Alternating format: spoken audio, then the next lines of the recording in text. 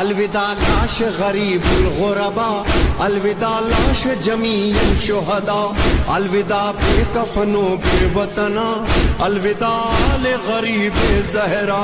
زندگی ہے تو یہ سینے ہے یہ آنسو حاضر، ورنہ مولا ہے ہمارا یہ سلام آخر.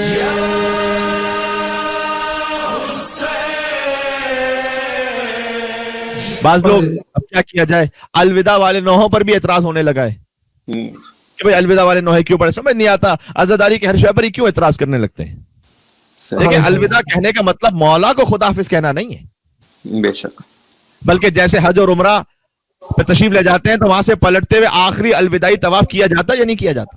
کیا کہنے قبلہ،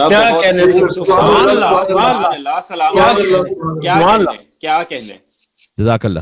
الوداعی آخری طواف مستحب خاص ہے یا نہیں کہ مکے سے الوداع کہتے ہوئے طواف کرو؟ بے شک.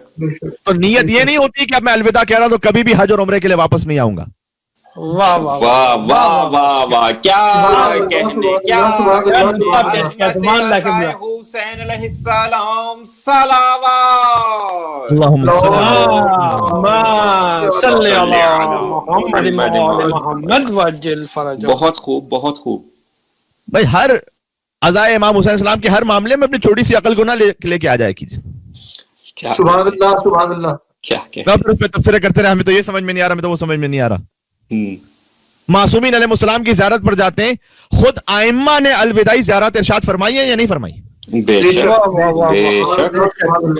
خود مولا کائنات کی بھی الوداعی زیارت معصورہ زیارت ہے، نہ امام کی طرف سے وہ الوداعی زیارت ہے. بے شک. اب عبداللہ علیہ السلام کی طرف سے بھی زیارت وداع ہے، مفاتی میں موجود ہے. تو کیا زیارت وداع پڑھنے والا وہ یہ کہہ رہا ہوتا ہے نعوذ باللہ کہ اب ہم کبھی زیارت پر نہیں آئیں گے؟ یہ تو الوداع کا مطلب نہیں ہوتا. صحیح. یا جس طرح شام غریبہ میں سلام آخر پڑھا جاتا ہے، اس کے معنی یہ تو نہیں ہوتا کہ بس اگلے سال اب مولا کو سلام کریں گے، اب کبھی بھی نہیں کریں گے نعوذ باللہ.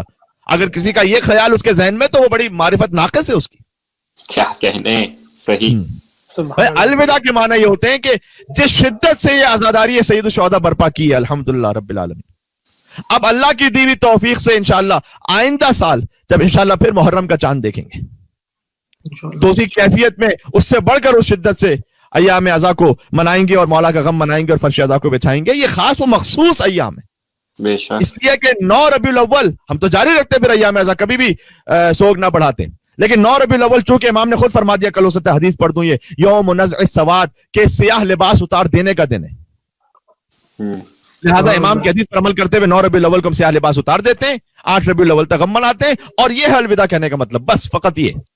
سبحان اللہ سبحان اللہ سبحان اللہ سبحان اللہ سبحان اللہ.